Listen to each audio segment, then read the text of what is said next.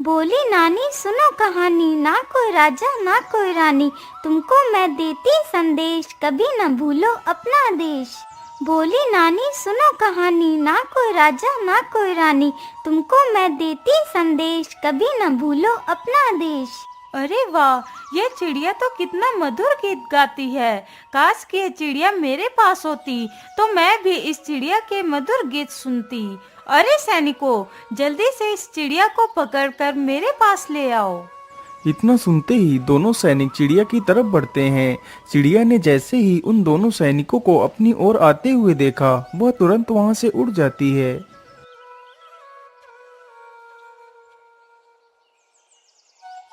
अरे राजकुमारी जी, चिड़िया तो उड़ गई।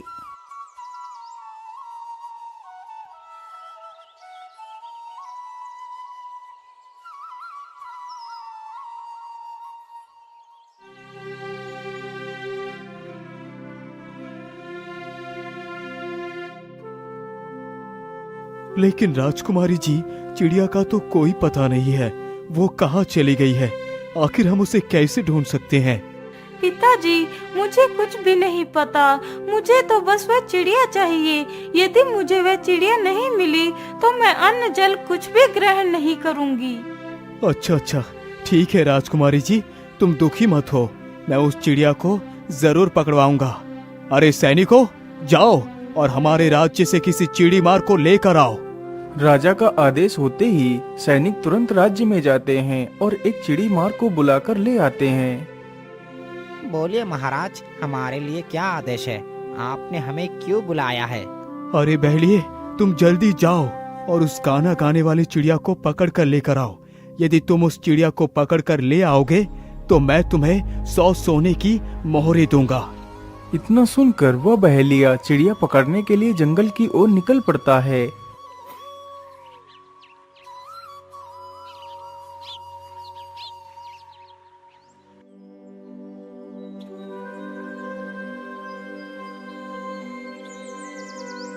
शिकारी चलते चलते जल्दी ही घने जंगल में पहुंच जाता है।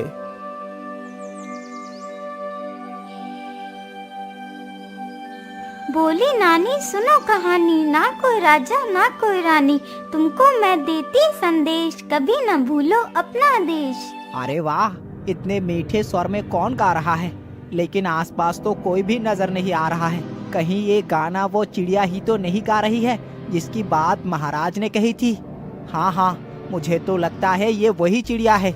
चलो चलकर देखता हूँ। इतना सोचकर शिकारी उधर को ही चल पड़ता है जिधर से वह आवाज आ रही थी।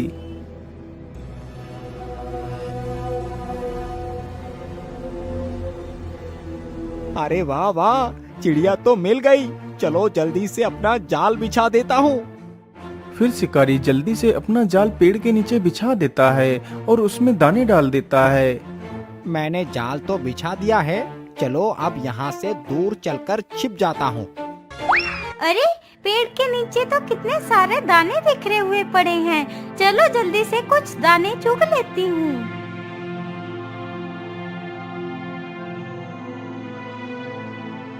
अरे वाह, चिड़िया तो फंस गई। चलो जल्दी से इसे पकड़ लेता हूँ। इतना सोचकर शिकारी जैसे ही जाल के पास पहुंचता है, तभी वह चिड़िया उस जाल से निकलकर उड़ जाती है। अरे रे रे, ये क्या हुआ? ये चिड़िया जाल से कैसे निकल गई है? जबकि ये चिड़िया जाल में तो अच्छी तरह फंसी हुई थी।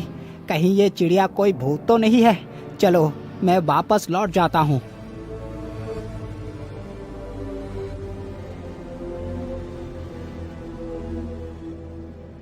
लेकिन तुम उस चिड़िया को क्यों नहीं पकड़ सकते? महाराज, वो कोई साधारण चिड़िया नहीं है। मुझे तो लगता है महाराज, वो चिड़िया जरूर कोई भूत है, क्योंकि आज तक मेरे जाल में फंसी कोई भी चिड़िया बाहर नहीं निकल पाई। लेकिन ये चिड़िया तो मेरे जाल से फंसकर फिर भी निकल गई। महाराज, मुझे माफ कर दीजिए, मैं उस चिड़िया को नहीं पकड़ सकता। इतना बोलकर वह बहेलिया वहां से चला जाता है। क्या इस पहेली की बात सच है? मुझे खुद चलकर देखना चाहिए।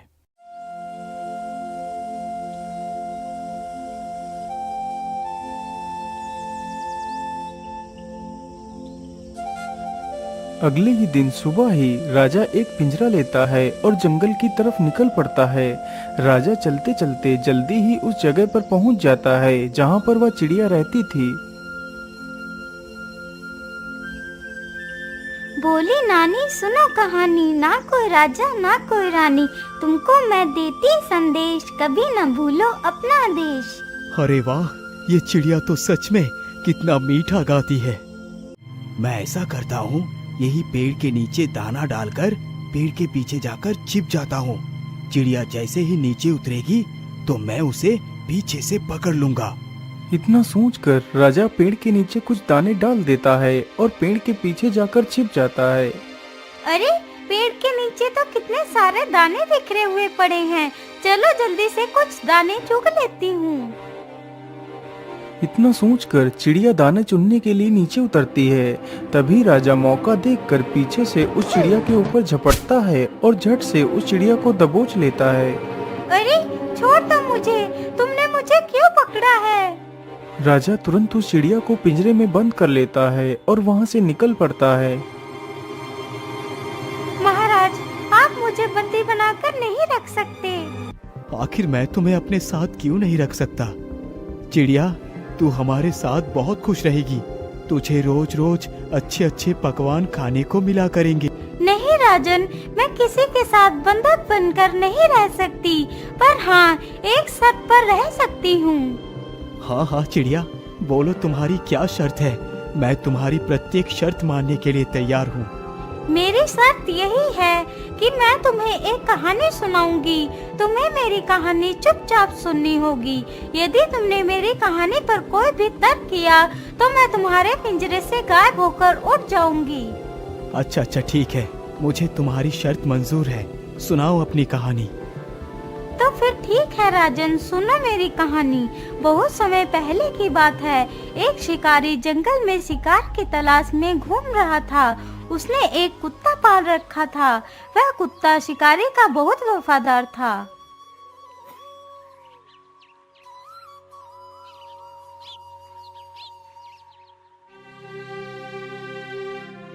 हे भगवान, मुझे जंगल में घूमते घूमते सुबह से दोपहर हो चुकी है, लेकिन अभी तक मुझे कोई शिकार नहीं मिला है। अब मेरे हिसाब से मुझे घर वापस चलना चाहिए।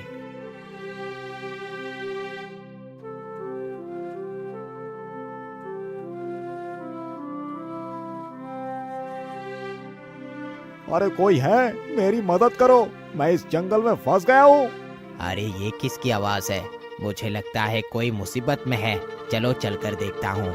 इतना सोचकर शिकारी आगे बढ़ता है तो देखता है जंगल के बीच एक बैलगाड़ी खड़ी है जिसका एक पहिया निकलकर जमीन पर पड़ा हुआ है और उस गाड़ी के अंदर ढेर सारा खजाना भरा हुआ है।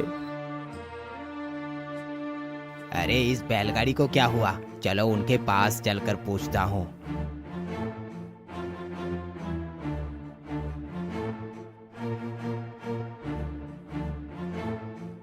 अरे सेठ जी, क्या बात है?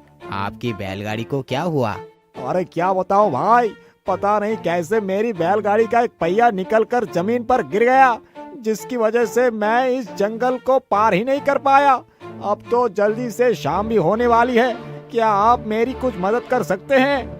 हाँ हाँ सेठ जी, क्यों नहीं, बोलिए आपको मेरी क्या सहायता चाहिए? अरे भाई, मैं किसी गाड़ी ठीक करने वाले को गांव से बुला कर लाता हूँ। तब तक के लिए क्या आप मेरी बैलगाड़ी की देखरेख कर सकते हैं? हाँ हाँ सेठ जी, क्यों नहीं, आप निश्चिंत होकर जाइए। मैं आपकी बैलगाड़ी की देखरेख की जिम्मेदारी लेता हूँ। इतना सुनते ही सेठ वहाँ से चला जाता है। शिकारी को बैठे बैठे वहाँ पर काफी समय गुजर जाता है। अब तो धीरे धीरे रात भी हो गई थी। हे भगवान, सेठ को तो गए हुए काफी समय हो चुका है, लेकिन वो अभी तक लौट कर क्यों नहीं आए? अब तक तो मुझे घर में होना चाहिए था। मेरी माँ को तो रात में दिखाई भी नहीं देता, तो फिर वो खाना कैसे बना पाएगी? मैं ऐसा करता हूँ, अपने कुत्ते को यहीं पर पहरेदारी के लिए रख देता हूँ और मैं जल्दी से खाना बनाकर वापस आ जाऊंगा। अरे शेरू, मैं घर जा रहा हूँ खाना लाने के लिए। तुम यहीं पर रुकना और अच्छे से गाड़ी की देख रेख करना। मैं जल्द ही वापस आ जाऊंगा। इतना बोलकर शिकारी वहां से अपने घर को चला जाता है और वह कुत्ता गाड़ी की देख रेख करने लगता है। कुछ देर में ही वह सेठ भी वापस आ जाता है तो देखता है कि शिकारी वहां से जा चुका है। यह देखकर उसे शिकारी के ऊपर बहुत क्रोध आया। तभी उसकी नजर उस शिकारी के कुत्ते पर पड़ती है। अरे वाह, तो इसका मतलब ये कुत्ता ही तब से मेरी बैलगाड़ी की रखवाली कर रहा था। वाकई कुत्ता कितना वफादार है। अरे तुम तो कितने बहादुर और वफादार हो। तुमने मेरे गाड़ी की अकेले ही देख रेख करी है। मैं तुमसे बहुत प्रसन्न हूँ। ये लो, मैं तुम्हें 5 सोने की मोहरें देता हूँ। अब तुम इन मोहरों को लेकर यहाँ से जा सकते हो। कुत्ता तुरंत ही उन सोने की मोहरों को अपने मुंह में रखता है और जल्दी ही अपने मालिक के पास पहुंच जाता है। अरे शेरू, तू बैलगाड़ी छोड़कर यहाँ क्यों आ गया? मैंने तुझे तो बैलगाड़ी की देख रेख करने के लिए वहाँ छोड़ा था।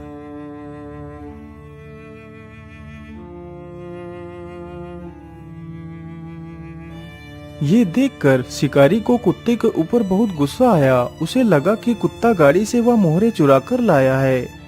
अरे दोस्त, मैंने तुझे वहाँ रखवाली के लिए रखा था और तू ये मोहरे चुरा कर ले आया है। मैं तुझे जिंदा नहीं छोड़ूंगा। इतना कहकर शिकारी एक डंडा उठाता है और कुत्ते के सिर पर मारता है, जिसकी वजह से कुत्ता वहीं पर गिरकर मर जाता है। चलो, मैं जल्दी से इन मोहरों को उठाकर ले चलता हूँ और इन्हें सेठ को सौंप देता हूँ। इतना सोचकर शिकारी जल्दी से उन सारी मोहरों को उठाता है और जल्दी ही सेठ के पास पहुँच जाता है। सेठ जी, मुझे माफ कर दीजिए। मैं यहाँ से घर खाना लाने के लिए चला गया था। इतने में ही मेरे कुत्ते ने आपके 5 सोने की मोहरे को चुरा लिया और इन्हें लेकर यहाँ से भाग गया। मैं आपकी मोहरे आपको लौटाने आया हूँ। अरे नहीं नहीं भाई, आप ये कैसी बात कर रहे हैं? आपका वो कुत्ता कोई चोर नहीं है। वो तो बहुत वफादार और बहादुर है। वो तो मेरी गाड़ी की देखभाल बिल्कुल अच्छी तरह कर रहा था और ये 5 मोहर मैंने उसे खुद ही दी थी। सेठ के मुंह से यह बात सुनते ही शिकारी के पैरों तले जमीन खिसक जाती है। हे भगवान, ये मैंने क्या पाप कर दिया? मैंने अपने ही वफादार को मार दिया। शेरू, मुझे माफ कर दो। मैंने तुम्हें गलत समझा। तो सुना महाराज उस वफादार की कहानी। हाँ, मैंने तुम्हारी कहानी बड़े ध्यान से सुनी है, लेकिन शिकारी को कोई भी फैसला लेने से पहले एक बार सोच लेना चाहिए था। अरे महाराज, ये आपने क्या किया? आपने तो मेरी साथ तोड़ दी। आपने मेरी कहानी पर तर्क किया, इसलिए मैं तो चली। इतना बोलकर वह चिड़िया पिंजरे से निकलकर उड़ जाती है। राजा फिर से उस चिड़िया का पीछा करता है और वहीं पेड़ के पास जाकर खड़ा हो जाता है।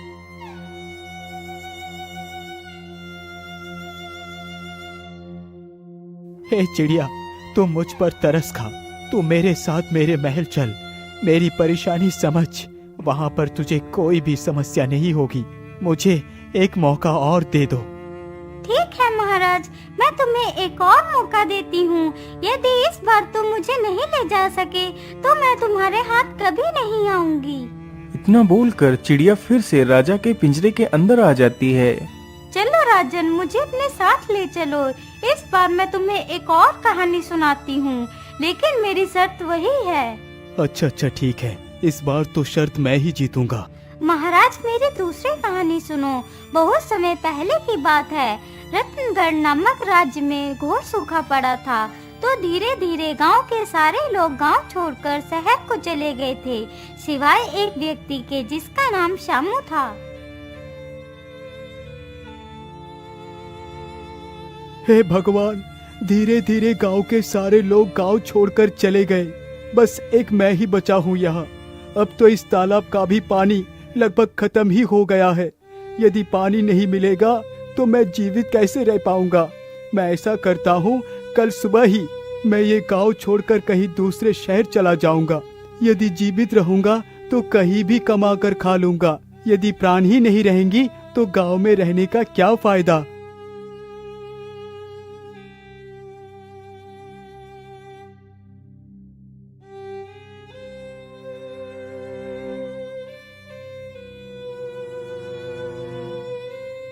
अगली सुबह ही श्यामू अपने लिए कुछ पोटली में खाना बांधता है और शहर की तरफ निकल पड़ता है।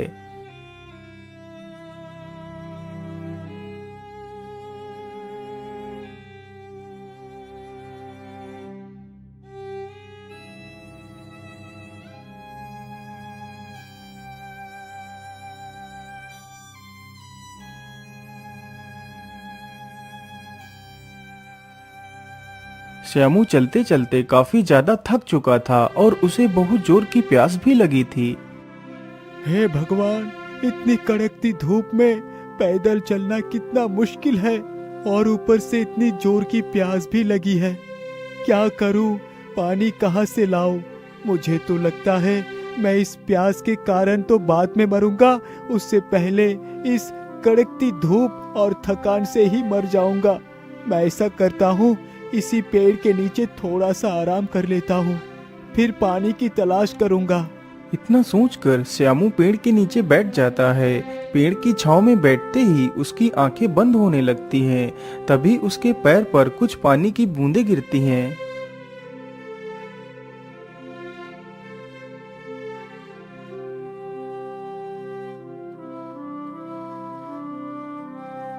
अरे ये क्या?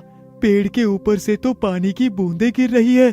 चलो, मैं जल्दी से इन बूंदों को एक बर्तन में एकत्रित कर लेता हूँ। श्यामू जल्दी से अपने आसपास देखता है तो उसे एक घड़े का टूटा हुआ टुकड़ा मिलता है। तो वह उस टुकड़े को हाथ में पकड़कर वहीं पर खड़ा हो जाता है। धीरे धीरे वह टुकड़ा पानी से भर जाता है। पानी तो भर गया है, चलो मैं जल्दी से इसे पी लेता हूँ। तभी एक कौवा श्यामू के पानी पर झपटता है और सारा पानी जमीन पर गिरा देता है। अरे दुष्ट कौवे, मैं तुझे जिंदा नहीं छोड़ूंगा। तूने मेरा सारा पानी गिरा दिया। इतना बोलकर श्यामू उस कौवे के पीछे दौड़ पड़ता है। वह दौड़ते दौड़ते काफी दूर निकल जाता है। आज तो मैं तुझे जीवित नहीं छोड़ूंगा। रुक, तुझे मजा चखाता हूँ। श्यामू वहीं पर पड़े एक पत्थर को उठाता है और कौवे को फेंक कर मारता है। पत्थर लगते ही कौवा नीचे गिरता है और मर जाता है। अरे ये क्या? यहाँ पर तो एक नदी है।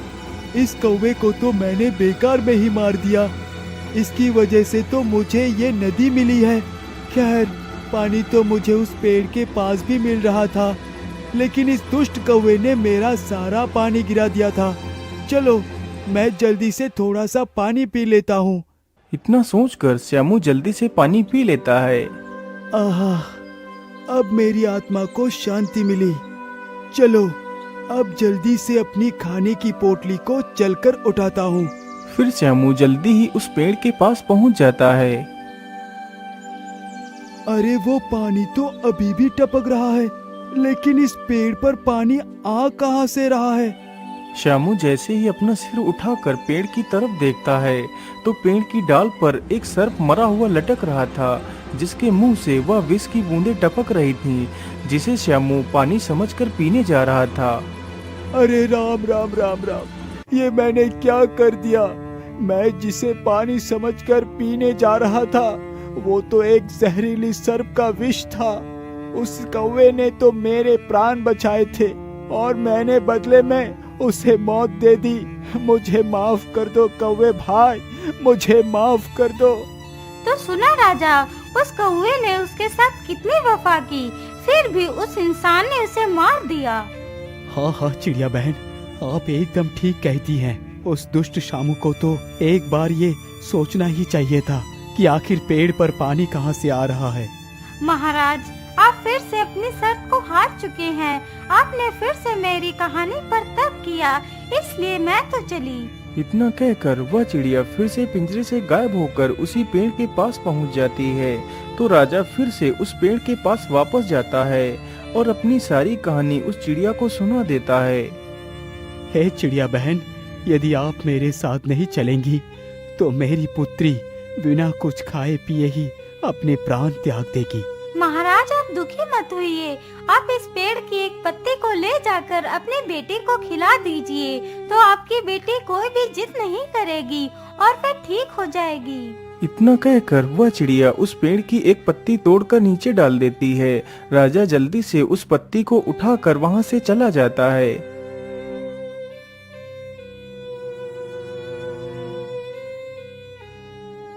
अरे पिताजी, आप उस चिड़िया को लेकर नहीं आए। बेटी, उस चिड़िया ने तुम्हारे लिए एक पत्ती भेजी है और कहा है जब राजकुमारी इस पत्ती को खा लेगी तभी मैं वहाँ पर आऊंगी। इतना सुनते ही राजकुमारी वह पत्ती खा लेती है। उस दिन से राजकुमारी उस चिड़िया के बारे में सब कुछ भूल जाती है और खुशी खुशी अपने परिवार के साथ रहने लगती है।